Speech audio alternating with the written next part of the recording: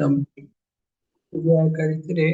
युधिष्ठिर महाराज कहते हे वासुदेव फाल्गुन मासर कृष्ण पक्ष एकादशी महात्म्य अनुग्रह पूर्वक मो निकट वर्णन करंतु।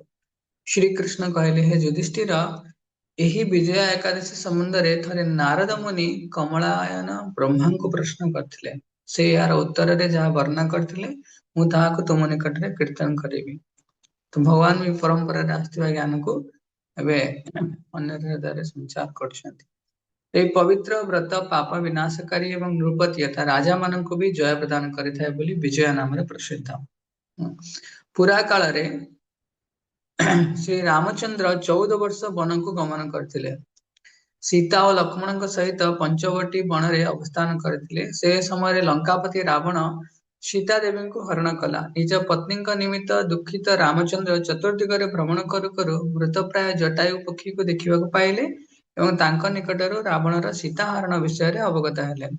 तत्परे अरण्य मध्य निहत कबंध को मध्य देखिले। सुग्रीवଙ୍କ सहित रामଙ୍କର मित्रता स्थापन हेबारु सुग्रीव और अन्य बानर सैन्य माने सीताଙ୍କ उद्धार निमित्त श्री रामचंद्रଙ୍କ सहित मिलित हेले। तत्परे हनुमान लंका रे रावणर उद्यान मध्य सीता देवी को दर्शन करी श्री रामचंद्रଙ୍କର परिचय सूचक मुदी तांको प्रदान करिया परे अन्यान्य महत् कार्य संपादन करी पुनर्बार श्री रामचंद्रଙ୍କ निकट उपस्थित हुई समस्त विषय वर्णना कले।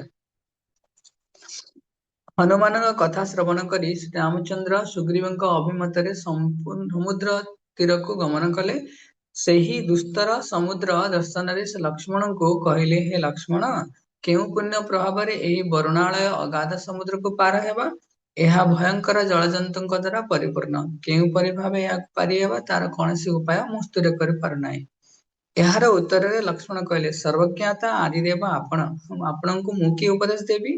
तेबे बगदालभ्य नामक मुनि एही द्वीप मध्य रे अवस्थान करुछन्ति। एही स्थान ठारू अध योजन दूर रे तांकर आश्रम। हे राघव आपण सेही प्राचीन ऋषि श्रेष्ठଙ୍କୁ एहार उपाय जिज्ञासा करंतु। लक्ष्मणଙ୍କର मनोहर वाक्य श्रवण करी सेही महामुनि को दर्शन करिया पई सेठाକୁ गले।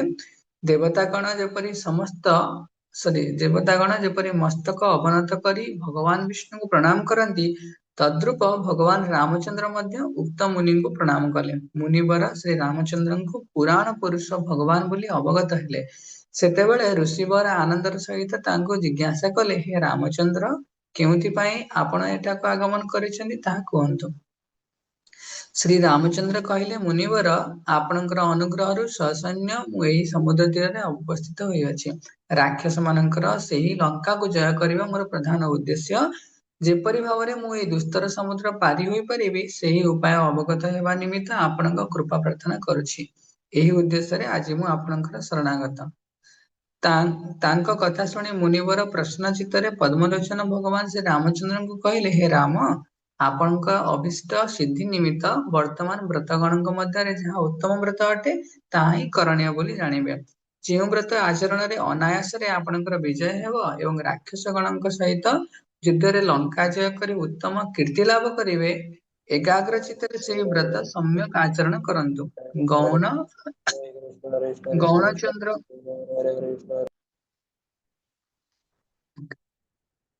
गौणचंद्र फाल्गुन मासर कृष्ण पक्ष विजय नामक एकादशी व्रत पालन रे विजय लाभ करिवे एवं निश्चय सैन्य मानक सहित समुद्र पार होई पारिवे। एही व्रत विधि श्रवण करंतु। दशमी दिन सुवर्ण रजत तथा तुम्बा अथवा गोटे मृण्मय माटी कुंभ संग्रह करी सेतरे जल और आंब पत्र प्रदान करी एहाकु चंदन आदि द्वारा शोभित करी ता उपरे सुवर्ण निर्मित नारायण मूर्ति स्थापन करिवे। एकादशी दिन यथाविधि प्रातः स्नान करी उक्त कुंभ वा कलशर कंठ को माल्य पुष्पमाला एवं चंदन आदि द्वारा भूषित करी उत्तम स्थान रे स्थापन करिवे एवं गुआ और नड़िया फल प्रदान करी पूजा करिवे। सप्त धान्य और जव सह सेही घट उपरे विन्यास करिवे। गंध पुष्प धूप दीप नैवेद्य आदि द्वारा पूजा पूर्वक से कुंभ निकट रे सत कथा कीर्तन रे समस्त दिन जापन करिवे। रात्रि समय मध्य जाग्रत रही व्रतर अखंडत्व विधान निमित्त घृत दीप प्रज्वलित रखिवे। द्वादशी दिन सूर्योदय परे से कुंभ को विसर्जन करने निमित्त नदी किंबा पुष्करणी निकट रे यथाविधि पूजा करी मूर्ति सहित वेदरे पारंगम ब्राह्मण को दान करिवे।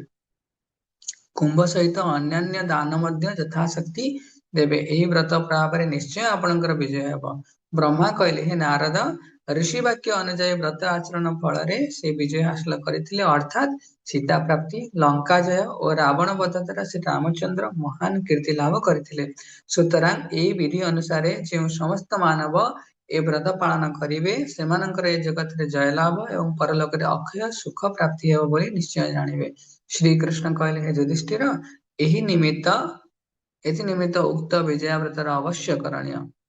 ଏହି କଥା ପାଠ ଓ ଶ୍ରବଣ କଲେ ମଧ୍ୟ ବାଜପେୟ ଯଜ୍ଞର ଫଳ ପ୍ରାପ୍ତି ହୁଏ।